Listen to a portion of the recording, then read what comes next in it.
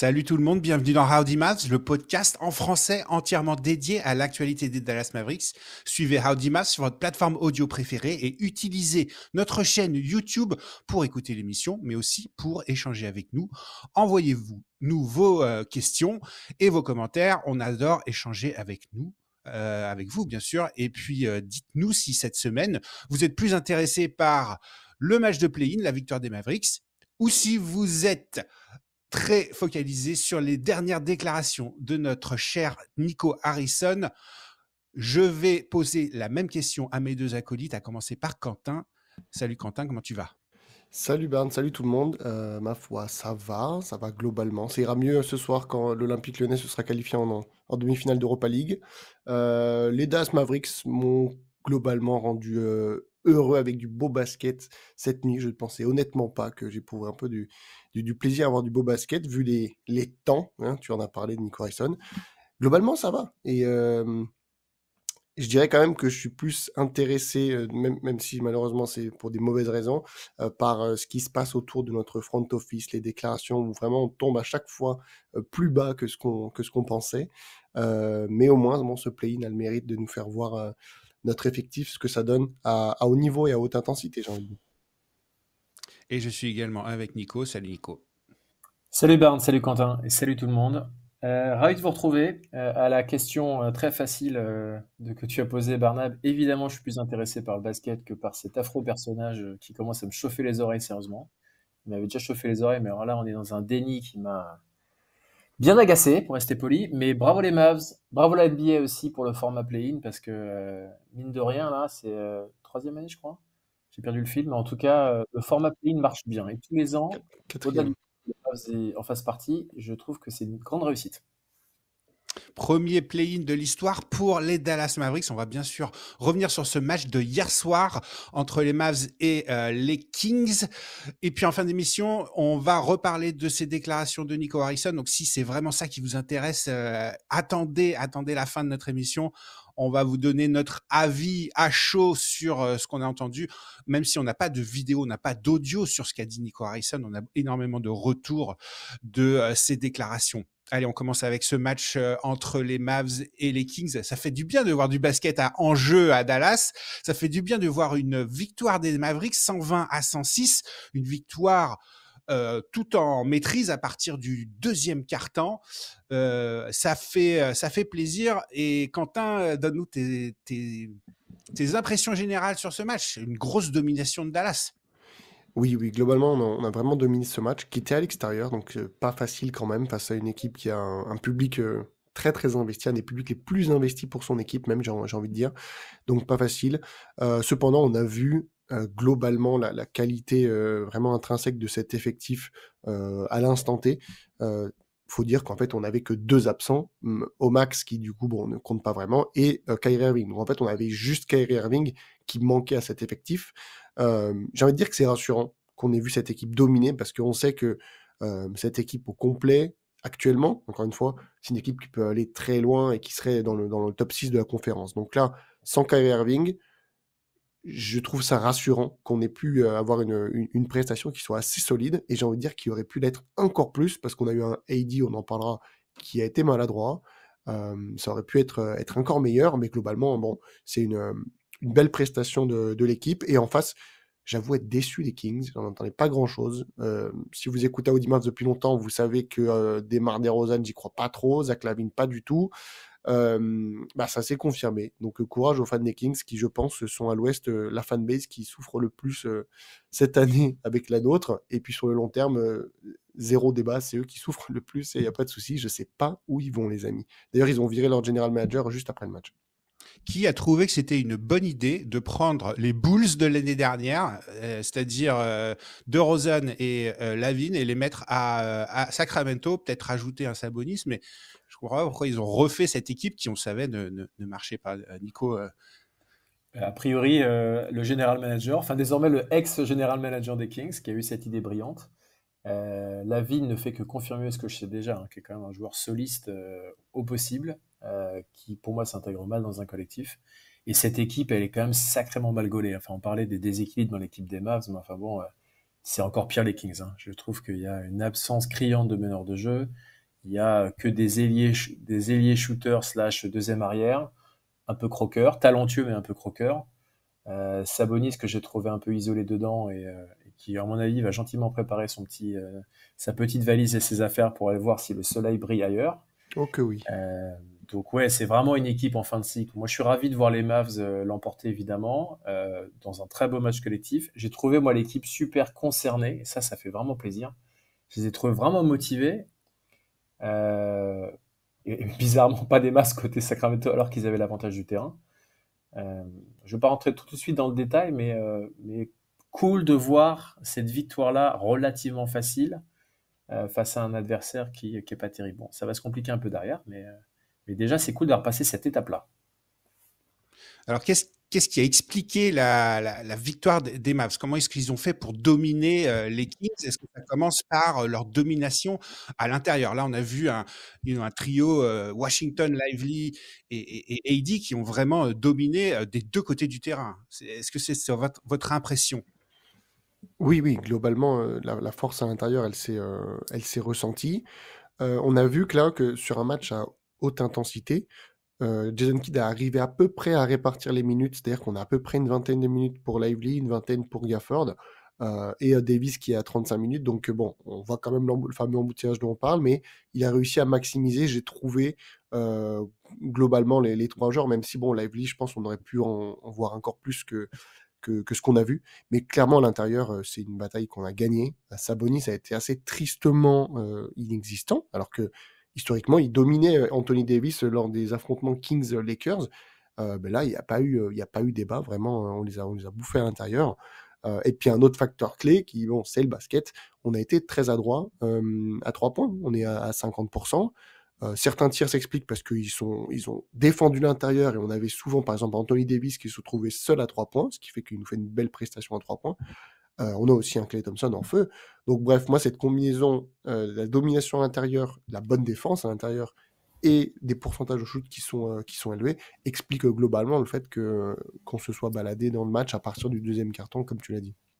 Sacramento, cette saison, c'est la pire équipe défensive à 3 points. Je regarde les stats en termes de pourcentage de l'opposition à 3 points. Sacramento est 30e.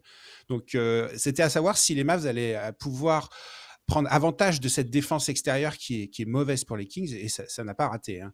Donc, les Mavs, 14 sur 28 à 3 points et c'est tous les joueurs. On parle de Klay Thompson, bien sûr, mais aussi de Anthony Davis, Brandon Williams. Tout le monde a contribué.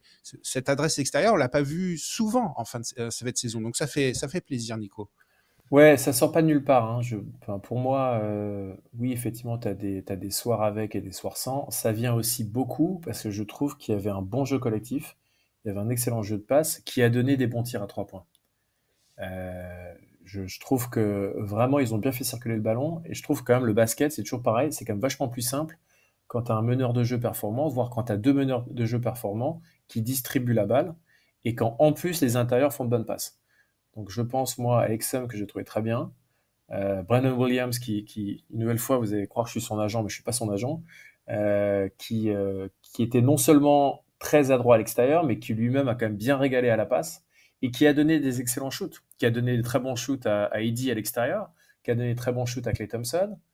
Euh, Anthony Davis lui-même a fait quelques bonnes passes, PJ Washington, donc il y avait vraiment un ensemble de jeux collectifs face à une défense extérieure, tu l'as bien dit, Barnes, qui est la plus faible de la NBA. Donc le cumul des deux, la réussite, mais aussi quand tu es bien installé, tu es dans tes appuis, tu es en NBA, on te fait une bonne passe, il y a quand même beaucoup plus de chances que tu marques que lorsque tu forces un shoot, t'es pas sur tes appuis, tu es 3 mètres derrière, ah bah, t'envoies une casserole. Ah bah là, c'est simple au basket, hein, quand tu sers bien tes coéquipiers, c'est pas le même jeu. Et ça s'est vu. Et j'ai aussi noté une adresse au lancer franc que j'avais pas vue depuis longtemps. 24 sur 26 au lancer. Les Mavs, normalement, c'est compliqué les lancers francs. Il y avait une adresse aussi plutôt bonne. Et les Kings ont fait pas mal de fautes. Envoyer les Mavs sur la ligne et les Mavs n'ont pas raté à ce niveau-là, Quentin. Ben oui, ça c'est sûr que C'est clairement des points très faciles qui permettent de gagner des matchs. Les 2 lancers ratés, c'est sans surprise un Lively et un Gafford. Le reste, effectivement, les joueurs ont été concentrés. Autant les tirs à 3 points, effectivement, c'est vraiment pondéré par le fait qu'on a eu une très bonne qualité de tir. Hein. Brandon Williams, AD qui était très souvent seul, Najee Marshall dans le corner qui était très souvent seul. Autant, bon, les lancers francs, des fois, c'est un peu, il y a des soirs avec, des soirs sans. Là, c'est un soir qui est clairement avec. On a AD qui a assumé 100%, PJ Washington qui a assumé 100%. C'est des points gratuits, c'est d'ailleurs le nom, ça veut littéralement dire ça. Et là, on a su en profiter. Donc, bon, je sais pas si ça arrivera tous les soirs, qu'on tire à 92% dans ses francs, je pense pas. Mais là, dans ce match où il fallait step up et monter en intensité, on l'a fait. Et ça fait partie des différents secteurs où l'équipe s'est concentrée. Donc, point très positif. Je rajouterai un truc, Quentin, à ce que tu décris. Je veux juste revenir 2 minutes sur de Najee Marshall que tu as rapidement évoqué. Euh, il m'a vraiment, moi, régalé. Et il se retrouve un peu, on sait son surnom, le couteau. Dans les faits, le couteau suisse. Et je trouve il est mis quand même dans un poste qui est pas du tout le sien. Il se retrouve quand même en charge de la main. Et je le trouve intéressant une nouvelle fois sur un poste sur lequel il a peu de repères. Et il a vraiment été intéressant. Hein. Il a eu un petit peu de déchets, mais vraiment dans les circonstances actuelles, je me félicite une nouvelle fois d'avoir Najee Marshall, sa polyvalence des 2 côtés du terrain, mais aussi sa polyvalence sur des postes sur lesquels, une nouvelle fois, c'est pas son truc normalement, quoi. Mais t'as l'impression qu'il est capable de jouer du poste 1 au poste 4. Najee Marshall, c'est vraiment un truc de fou parce qu'on rappelle qu'il vient, on connaît pas trop, il vient pour remplacer Derrick Jones Jr. On avait des doutes qu'il pourrait le faire aussi bien. Et là, il se retrouve dans un match à enjeu, un match coup près, à jouer à la main, et il fait du bon taf. Franchement, il confirme, je pense, son statut de plus belle surprise de la saison des Mavs, même si Brandon Williams, j'avoue, toque à la porte. Najee Marshall, c'est vraiment vraiment fou la saison qu'il nous a fait. Gros professionnel, en tout cas. C'est un plaisir de l'avoir dans l'équipe. C'est en dit long, je trouve, moi, sur la confiance que lui apporte Jason Kidd, quand même. Hein. Et il a quand même placé titulaire dans le 5 à un poste qui n'est pas le sien. Il est bien monté dans la hiérarchie, l'ami Najee. Alors, j'ai envie de vous demander quel est votre homme du match. On attendait, en tant que fan des Mavericks, que Anthony Davis soit le meilleur joueur de ce match, à la fois le meilleur joueur des Mavs, mais aussi celui par rapport aux Kings. Est-ce que Anthony Davis, c'est l'homme du match? 27 points. Il a été fort des 2 côtés du terrain, dominant en défense à l'intérieur. Il a aussi 9 rebonds et 3 contres. Est-ce que c'est votre homme du match? Tu veux commencer, Nico?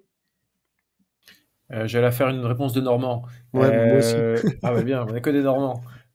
Écoute, c'est un ensemble en fait. J'ai pas envie de dire, c'est pas envie de retirer qu'un seul joueur. Je pense que c'est au moins un trio parce que je pense qu'effectivement Anthony Davis, il a été dominant dans la peinture, dans son talent, notamment les shoots extérieurs. Je crois qu'il en met 3 points. Et un peu dans la diversité de son jeu, mais je retiendrai évidemment Klay Thompson. Klay Playoff Thompson, parce que c'est quand même dans ces matchs-là, on voulait voir un grand Klay Thompson. Et là, pour le coup, il a pleinement répondu. L'écart quand même que fait les Dallas Mavericks, si vous n'avez pas vu le match, s'il y a un truc à regarder, regardez le deuxième quart-temps, où Klay prend complètement feu à 3 points et fait vers la différence. C'est pas que Klay, mais enfin, en tout cas, il crée un vrai décalage, bien servi, mais entre les chutes extérieures et ces quelques petites pénétrations à l'intérieur, l'ami Klay, il a fait la différence. Donc pour moi, c'est vraiment les 2 joueurs que je dégagerais avec un troisième aller, le guerrier PJ Washington. Toujours au mastic, toujours à la baston. Il est là, PJ, toujours. Et il régale pour ça. Donc je dégagerais ces 3 joueurs. Ça répond pas à ta question, mais voilà, je dégagerais 3 joueurs. Alors, je vais faire ma réponse de Normand aussi. J'ai du mal à le mettre homme du match pour 2 raisons. Pour moi, homme du match, c'est vraiment, tu te dis, là, il a porté l'équipe pour l'amener vers la victoire. Et ici, c'est pas trop le cas. Je trouve que globalement, tout l'effectif a joué un peu en osmose. Et puis, quand même, il est à 6 sur 17 à 2 points. Je pense que c'est pas des pourcentages qu'on a envie de voir. Alors, bon, le déchet vient principalement du début de match. Il s'est ressaisi sur la fin. Défensivement, il a fait le taf. Donc, s'il fallait choisir un joueur des Mavs, ça serait, je pense, AD. Mais clairement, Klay Thompson pourrait prétendre à ce titre parce que des pourcentages comme ça, C'est clair que ça te permet de créer l'écart, de gagner le match. On est effectivement sur Playoff Thompson et pas sur Play-in Thompson, parce que je rappelle qu'il sort l'an dernier d'un match de Play-in, le pire match de sa carrière, à 0 points et 0 sur 10 au tir, et c'était dans cette même salle. Donc l'ami Clay, là, il a remis les pendules à l'heure, l'église au centre du village. Et s'il fallait trouver un troisième joueur, honnêtement, je sais pas moi si j'hésite pas plutôt sur Brandon Williams que PJ Washington, parce que Brandon Williams, ok, il joue pas autant que PJ, 2 fois moins, il fait 17 minutes, mais il nous fait un match d'une propreté assez folle. Et j'avoue que bon, je mets en avant le fait que, enfin, dans mon raisonnement, je mets aussi le fait que c'est un two-way contract, on l'attendait pas du tout à cet endroit-là. Il a vraiment, vraiment répondu aux attentes sur ce match-là en sortie de banc. Il nous fait vraiment du bien et il a des pourcentages excellents, plus des passes. Tu en avais parlé, Nico, il a créé aussi pour les autres. Donc, moi, dans mon top 3, je pense, je mets Williams à la place de Washington. Mais globalement, voilà, c'est une victoire collective où tous les joueurs ont donné. Gafford aussi, Exum aussi, très bonne entrée. Et un joueur aussi qui a bien donné, c'est Spencer Dinwiddie, par le fait qu'il n'a pas joué. Ça a aussi bien aidé l'équipe. Oh là là là là, le tacle. Aïe, aïe, aïe, on parle mal de Spencer Dinwiddie. Mais bon, voilà, il n'a pas joué et ça s'est très très bien passé. Donc voilà, pour répondre à ta question, désolé pour la réponse de Normand Barnes. Globalement, oui, AD est l'homme du match, mais j'ai envie que ça soit vraiment un MVP indiscutable la prochaine fois. Même si, bon, globalement, ça fait plaisir une victoire collective. Parlons un peu de... Juste ajouter un Ouais. truc, juste un dernier truc rapide, excuse-moi de t'interrompre, Barnes, mais est-ce qu'on peut officiellement renommer Brandon Williams Monsieur Propre? Tu as parlé de propreté, c'est vraiment Monsieur Propre. Une intelligence de jeu, il y a très peu de déchets. Qu'est-ce que j'adore le voir jouer comme ça. Vraiment, en plus quand il a de la réussite extérieure, mais la propreté de son jeu, très épuré, très simple. Cette action où il fait 2 feintes d'affilée à l'entrée de la raquette, il fait perdre son short à 2 mecs des Kings, ça c'est ma définition du basket. Incroyable. D'ailleurs, Vraiment, il m'a régalé. sur Bean, là, sur cette double feinte, il fait la première feinte, l'autre il dit une feinte, et après il fait la deuxième. Il y a le commentateur qui dit, je sais plus si c'est Fred ou Rémi, qui dit mais pourquoi il fait une nouvelle feinte? Il avait le tir. Et du coup, il y a comme tu dis, le défenseur qui part dans le vent, et donc il a le lay-up tout court. Il fait ah oui, effectivement, ça, c'est un très bon tir. Et oui, il a été très propre. Dante Exum aussi, hein, qui pour moi, je trouve, les deux sont très très propres, très. Il y a quasiment pas de perte de balles. Ça fait très plaisir d'avoir ces joueurs-là à la main. Et il va avoir un questionnement, je pense, pour le match ou les matchs à venir, savoir si tu mets pas comme un meneur de jeu, donc soit Dante, soit Brandon Williams, à la place de Najee Marshall en 5 de départ, parce que les deux joueurs répondent présents. Oui, Après, attention, Brandon Williams n'est plus un two-way. Oui, c'est plus un tout-way. C'est un changement. Donc finalement, ces derniers temps, les Mavs jouaient mal. Là. Ils ont terminé la saison, c'était compliqué. Est-ce que c'était un meneur qui leur manquait? Est-ce que c'est Brandon Williams, notre meneur? Est-ce que c'est lui? Vous y croyez maintenant? Est-ce que c'est lui qui va nous faire patienter jusqu'au retour de Kyrie Irving? Honnêtement, il a un petit peu le profil en plus. Donc on se dit, c'est peut-être celui qui pourrait être son remplaçant à l'avenir. Il a un jeu extraordinaire en attaque. Les commentateurs, même sur la télé américaine, on passait énormément de temps à parler de Brandon Williams, à expliquer d'où il venait. Donc, les gens ne le connaissent pas. C'est vraiment la bonne surprise. Et je rappelle ces stats là en 17 minutes, c'est 17 points et 5 passes. Vraiment, il nous a éblouis dans ce match. Moi, j'ai envie de le mettre homme du match. Voilà, moi, je le choisis homme du match parce que il a son impact et que on n'a pas d'autres meneurs comme lui finalement dans l'effectif. Je sais pas ce qu'il en adviendra de Dante et de Spencer à l'intersaison. Ça fait partie des questionnements du front office. Par contre, ce qui est sûr, c'est que Brandon Williams, pour le tout petit tarif auquel on le paye, il est engagé l'an prochain. Je peux vous dire qu'on va le garder. Hein, parce qu'avoir un joueur qui permet autant de dépanner à la main à un tarif aussi ridicule, entre guillemets, ça va vraiment faire du bien à l'équipe et ça ne m'étonnerait pas que Brandon Williams soit même titulaire pour débuter la saison prochaine si on n'a pas réussi à trouver un meneur vraiment de plus d'expérience en l'absence de Kyrie. Très très bon pour l'an prochain, le Brandon Williams, c'est ce qu'il propose. Ouais, je rappelle qu'on n'a pas vu, moi tu l'as dit, on n'a pas vu Dinwiddie, 2 minutes, il a joué dans le garbage time, et on n'a pas vu Jaden Hardy non plus, donc vraiment il a les faveurs de Jason Kidd. Est-ce que vous avez d'autres choses à dire sur ce match ou est-ce qu'on passe déjà à la suite puisqu'il y a un deuxième match de play-in, c'est vendredi contre les Grizzlies? Juste, on a... Juste un dernier truc, moi. Moi j'ai juste un petit truc par rapport à Jason Kidd, c'est que donc, du coup on voit qu'il opte pour une rotation assez longue. On a 10 joueurs qui ont joué dans ce match-là. Donc on sait qu'en général les playoffs c'est des rotations qui sont serrées avec 7 ou 8 joueurs. Là on est à 10 parce qu'il fait jouer Gafford évidemment pour avoir les deux pivots. Il fait jouer Exum et Brandon Williams parce qu'il nous faut quand même des meneurs. Il a fait jouer Max Christie et Caleb Martin qui m'ont pas... Enfin, ils n'ont pas fait grand-chose, ils ont joué 12 minutes, ils m'ont pas vraiment impressionné. Je pense qu'il y aura des questionnements à faire pour savoir est-ce que on réduit les rotations pour donner les minutes qui sont à Christie ou à Martin, on en donne davantage à du Exum, à du Williams ou à du Najee Marshall, voire du PJ Washington qui, on le sait, peut jouer facilement 40-42 minutes sur des matchs à enjeu fort. Il y aura un questionnement à avoir sur ces deux joueurs-là parce que bon, c'est qu'un match, mais ils m'ont pas vraiment convaincu dans leur rapport, ces deux-là. Bon, alors, ok. Et toi, Nico, tu avais un autre point à nous donner? Non, je rappellerai juste que là, on est sur des matchs qui comptent, et je trouve que quand tu es sur des matchs qui comptent, tu rigoles plus, tu fais des choix. Et tu fais des choix d'hommes, tu fais des choix à qui tu donnes des minutes, à qui tu n'en donnes pas. Je trouve que le fait que Hardy, Dinwiddie ne jouent pas, je trouve que c'est quand même un message assez fort. Dans ces moments qui comptent vraiment, je priorise d'autres joueurs. Donc pour moi, c'est une forme de réponse. Sauf si c'est blessure, mais je crois pas que ce soit blessure. Ou mes formes, à mon avis, ça envoie un message assez clair et notamment sur le poste de meneur, sur les choix que veut faire Jason Kidd. Donc je serais surpris que Jalen Hardy, malgré son petit contrat, soit encore au Mavs l'année prochaine. Je pense qu'il est vraiment en fin de parcours là, plus que jamais. Et il va bien être barré, le garçon. Et Dinwiddie, ça va être une question de salaire. Moi, je suis prêt à le garder pour une saison supplémentaire au salaire minimum. Mais je doute que ce soit son choix, notre ami.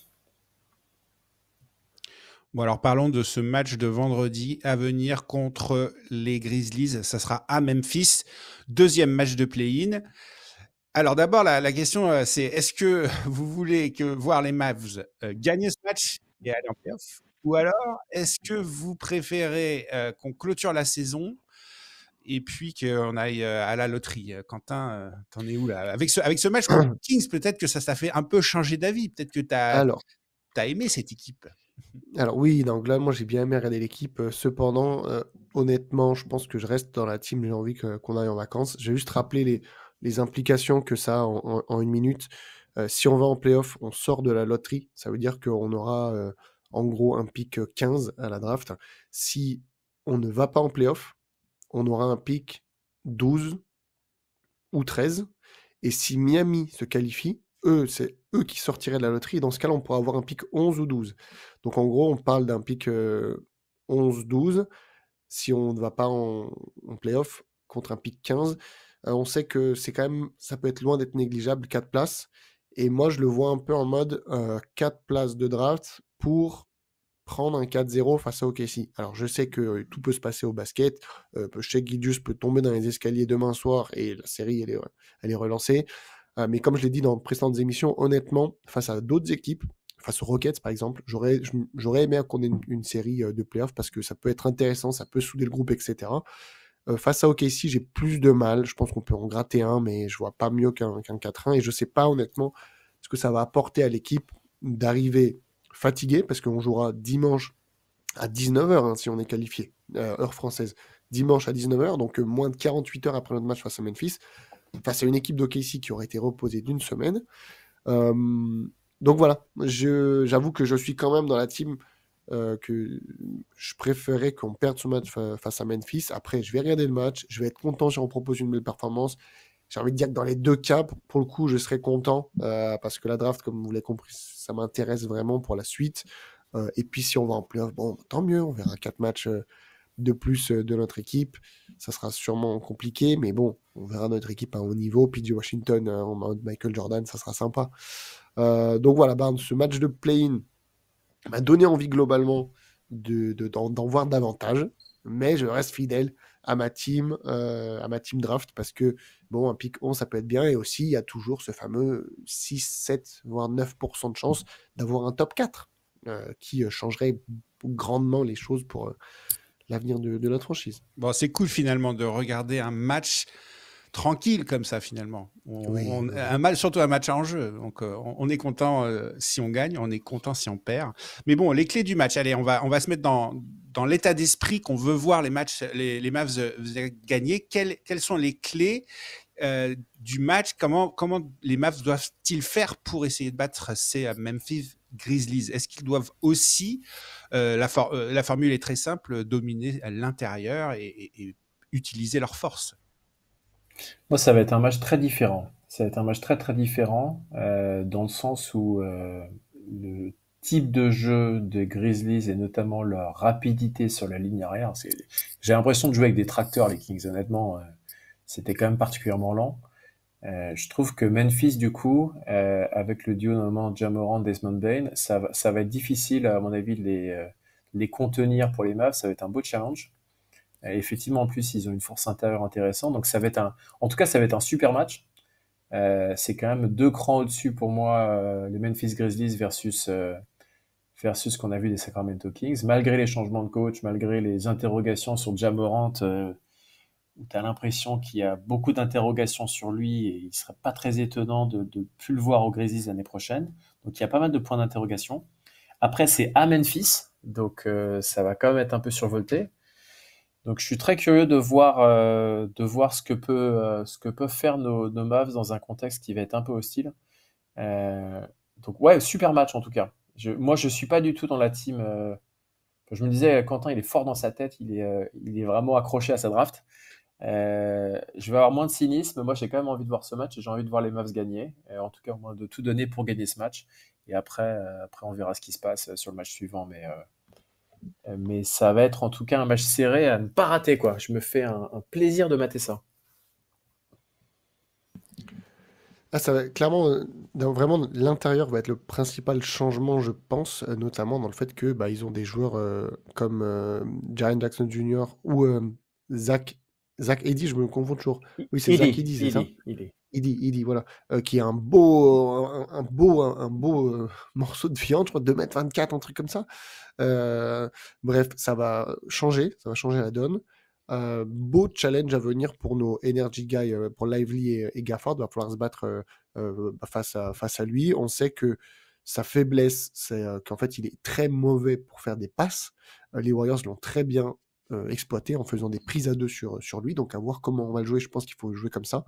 Et il va avoir un vrai face-à-face intéressant entre AD d'un côté et Jaren Jackson Jr. de l'autre, des candidats pour le titre de Defensive Player of the Year. Ça va être vraiment, vraiment sympa à voir. Les Grizzlies vont, je pense, vraiment avoir envie de gagner ce match. Cependant, ils sont un peu dans le même cas que nous, voire même pire. Eux, s'ils gagnent le match, donc ils vont en playoff, leur pick de draft part à Washington. S'ils perdent et qu'ils vont à la loterie, ils gardent leur pick de draft. Donc je pense qu'il va y avoir encore plus de division limite que dans notre fanbase à nous pour savoir s'ils veulent gagner ou perdre pour affronter aux questions, on le rappelle. Donc ça sera pas facile. En tout cas, bon, il va y avoir une belle ambiance. Je pense qu'ils vont vouloir se rattraper de cette fin de match qu'ils ont.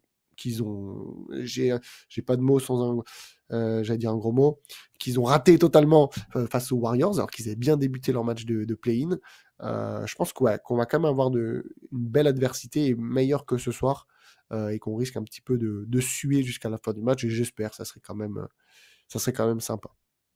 Les Grizzlies, c'est une équipe qui va à 1000 à l'heure. Hein. Elle est première en pace de la NBA. D'ailleurs, on les a joués plusieurs fois et ça se voit tout de suite. Hein. Ils vont hyper vite des deux côtés du terrain. Est-ce que les Mavericks ont l'effectif pour tenir le rythme et garder ces Grizzlies et empêcher ces Grizzlies de courir Ça va être tout l'enjeu, hein. C'est une grosse différence de style, hein. C'est nos Mavs très grands dans la configuration de l'équipe actuelle avec PJ Washington au poste 3. Cette équipe très grande face justement aux éclairs et à la vivacité des Grizzlies, c'est 2 styles différents. Moi, je m'inquiète juste, il me faut un peu peur vraiment sur les lignes arrière et notre faiblesse défensive sur les lignes arrière, mais ça sera un très bon test. Je pense que PJ Washington va être en mission, j'imagine, sur Desmond Bane, enfin à voir. Mais en tout cas, ouais, style très différent. Et puis, c'est aussi marrant quand même les clins d'œil de l'histoire. Nous, Français, du coup, de voir l'ancien coach du Paris Basket, du coup, se retrouver en playoff face aux Dallas Mavericks, c'est un petit monde, le basket. Donc marrant dans l'opposition style qu'on va avoir là du coup vendredi. Cette nuit, on a été vraiment pas mauvais, j'ai trouvé, sur les phases de contre-attaque. On a su être très efficace.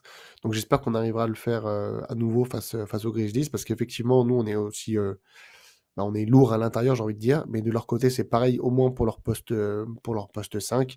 Et il va falloir réussir à exploiter du coup ce point faible de leur côté, parce que si on arrive à jouer du coup de Zakidi pour le faire sortir, on pourrait se retrouver avec un vrai avantage de taille, avec notre fameux embouteillage de poste 5 qui pourrait être intéressant à exploiter.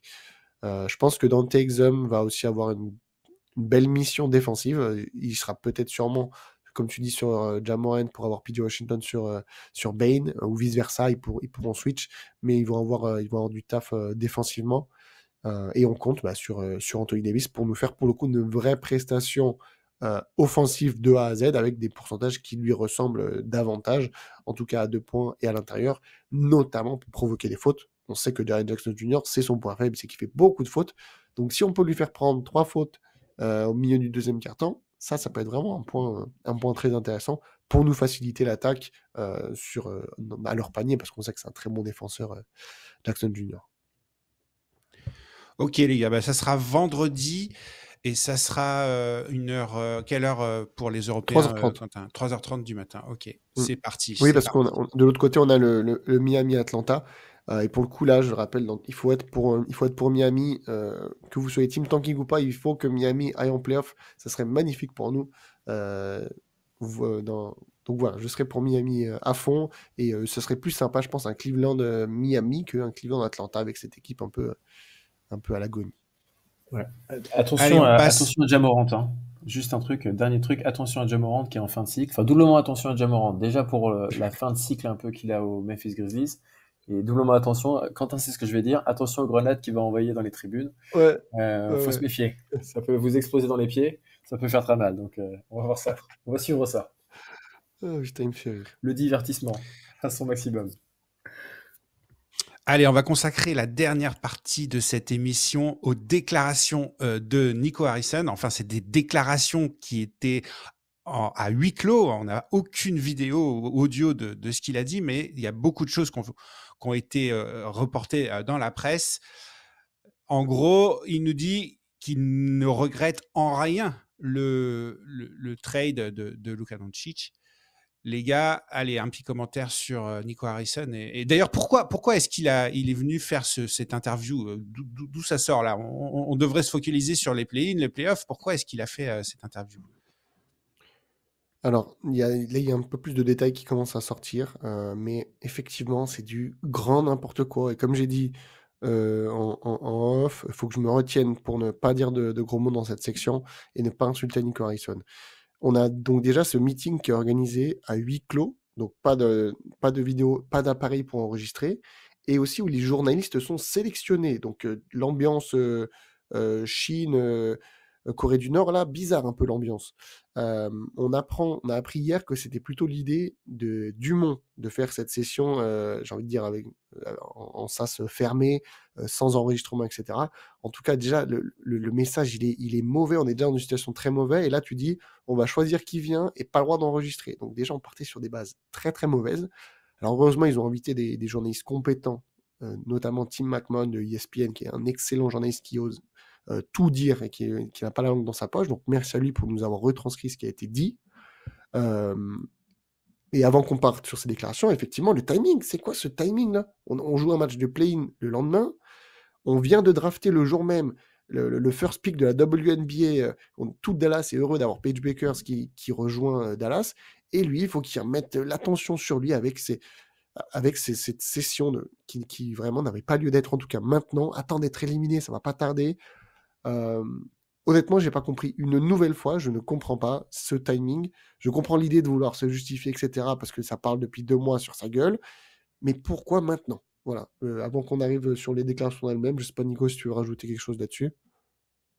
Je dirais juste que Papat là, le Pat Dumont là, il nous a prouvé qu'il connaissait rien au basket, ben, il vient de nous prouver qu'il connaissait rien à la communication de crise. parce que la façon de le faire, tu ne peux que t'enfoncer, mon ami. Donc vraiment, les méthodes, au-delà de ce que Nico Harrison a pu dire, la méthode utilisée, elle est très mauvaise. Et le timing, il est en plus très mauvais. Il y a des fois, il faut savoir se la fermer, il faut savoir noter le silence et arrêter de se remettre sur le devant de la scène parce qu'il s'est encore plus enfoncé. Donc décidément, le père Papate, là, il m'impressionne pas. Hein. Bon alors, allons sur cette déclaration. Hein. Oui, En gros, il nous a dit qu'il regrettait en rien que le trade, ça allait être une très bonne chose pour les Dallas Mavericks et que la défense gagne des titres. C'est pour ça qu'il a fait ce trade, Quentin. C'est ça. c'est Son ça. explication, en fait, c'est la même que celle qu'il avait donnée Oui, au moment du c'est trade. ça. Il y a aucune remise en question. Donc encore une fois, ça a été retranscrit les conversations entre Tim McMahon et Nico Harrison et c'est vraiment lunaire. Donc on aurait dit que c'était un robot qui rebouclait sur la phrase Defense wins championship. Genre vraiment pour lui, ça justifie tout. Et donc à un moment, il y a McMahon qui pose les vraies questions, les questions qui font mal en disant bon, ok, la défense gagne des titres, mais pourquoi ne pas avoir re-signé Luka avec son contrat max pour pouvoir ensuite le trader l'an prochain et obtenir une contrepartie bien meilleure? Et là, Nico Harrison qui répond on n'était pas sûr qu'il allait re-signer. Donc McMahon qui dit ben, les informations sont sorties disant que Doncic allait signer ce supermax et tout le monde le sait qu'il allait signer. Nico qui dit moi je suis pas sûr qu'il allait signer et on avait besoin de ce trade parce que la défense gagne des titres. Il repart en boucle là-dessus. Du coup McMahon qui lui dit mais donc du coup vous parlez en disant que ce titre c'est le mieux pour le futur de Dallas. Vous n'avez plus de pics 2027, 2028, 2029, 2030 entre les pics qu'on a donnés et les swaps. En quoi est-ce que c'est bien pour le futur, sachant que AD, Kyrie et aussi le contrat de Nico Harrison se termine là dans 3 ans. Donc on a une fenêtre de tir de 3-4 ans, mais vous avez donné tous les pics de draft pendant au moins 6 ans. En quoi est-ce que c'est bon pour le futur? Et Nico Harrison, là, qui voit effectivement que la question est très bonne et qu'elle le met dans de mauvaises perspectives, qui dit on a fait les meilleurs choix pour le futur. Enfin voilà, il répond à côté, il reboucle sur la défense gagne des titres. Honnêtement, c'est déprimant, il y a ça. Et puis là où il a fini de mettre les clous dans le cercueil, c'est qu'en fait, il fait la déclaration en disant que, parce que je sais plus si c'est McMahon ou Tim Cato qui lui demande, est-ce que vous vous sentez avoir une quelconque obligation envers la fanbase ou envers Dirk Nowitzki, parce qu'il parlait de Nowitzki juste avant. Et Nico Harrison qui dit, moi, ma seule obligation, elle est envers les Dallas Mavericks. Et honnêtement, moi, cette déclaration m'a fait vraiment très mal et m'a rendu encore plus en colère parce que en disant ça, en fait, il nous exclut totalement tous les fans, les fans qui regardent les matchs, les mecs comme nous qui faisons des podcasts, il nous exclut. On ne fait pas partie de les Dallas Mavericks. Vous voyez, vraiment, il en a rien à faire. Lui, c'est les Dallas Mavericks et rien d'autre. Et moi, ça finit, voilà, c'est encore pire les ressentiments qu'il y a là. J'ai juste envie qu'il parte, qu'il échoue. C'est vraiment terrible. Désolé pour le monologue, les gars, mais bon, c'est important de parler de ça, je pense, parce qu'on s'enfonce dans de la connerie, dans de la déception. C'est vraiment fou. Ouais, moi je suis team maintenant avec toutes les conneries que j'ai pu entendre là. Je suis team Boulkes et ne plus rien regarder sur ces tristes personnages parce que là, il m'a vraiment énervé dans le côté. Il y a un moment, il y a une absence de remise en question. Il y a une absence de remise en cause. Tu peux faire des erreurs, tu peux te rendre compte, tu as fait un trade, tu t'es trompé sur plein de choses. Et voilà, c'est un poste difficile, tu peux faire une forme d'amende honorable. Et là, alors là, c'était absolument l'inverse. Ça a montré que l'ego du personnage était au-dessus de tout. Et la façon dont il approche, c'est assez détestable. Je suis assez d'accord. Après, le père Pat Dumont, il met quand même Nico Harrison dans une sale situation. Hein. Tu le forces à faire une conférence de presse avec des conditions effectivement nord-coréennes hein, dans la façon de gérer la conférence de presse. Néanmoins, il lui rend pas service. Hein. Je sais pas ce qu'il entendait faire, si c'est pour le piéger un peu plus. Mais en tout cas, il le met dans une sale situation et l'autre, drivé par son ego, voilà. T'en as pris 45 par Luka il y a une semaine, tu t'es pris des insultes par à peu près tout le monde et surtout la mathématique te montre que tu as fait des mauvais choix.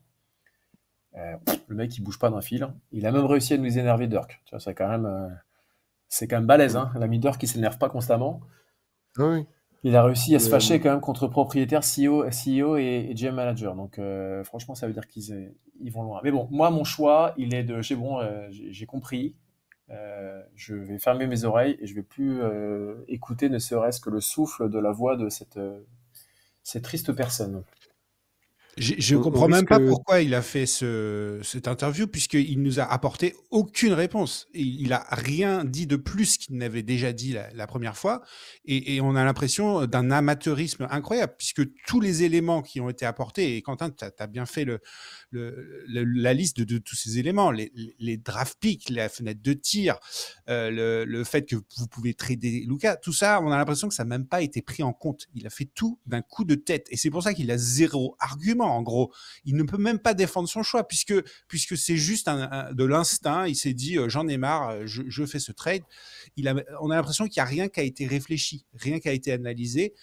Ouais. Quand on est à des postes comme ça, quand même, on doit faire prendre des décisions un peu plus réfléchies. Cet épisode-là nous confirme, je pense, que de un, ce trade est grandement basé sur l'ego démesuré de Nico Harrison qui a pris cette décision très sciemment.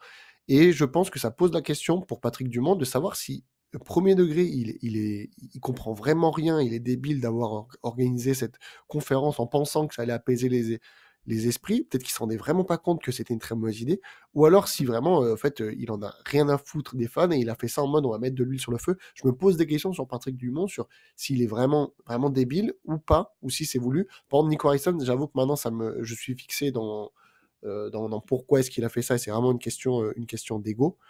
C'est pas fini les amis, parce qu'il y a Tim McMahon qui a dit que il attendait l'élimination des Dallas Mavericks pour sortir un papier là, sur la fin de saison, et que ça allait pas être joli, notamment sur les relations front office avec les ex-personnes, donc du Mark Cuban, du Dirk Nowitzki, etc.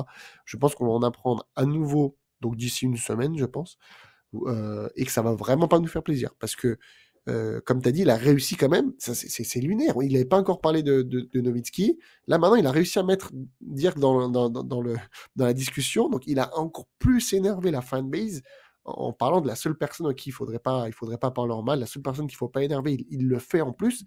C'est exceptionnel. On est vraiment sur du all-time en termes d'enchaînement de mauvaises décisions. Franchement, ça m'étonnerait pas qu'il y ait vraiment un type un jour, dans Dallas, dans la rue, il croise Nico Harrison, il pète un câble, hein, il va aller en prison, il va le tabasser. C'est incroyable.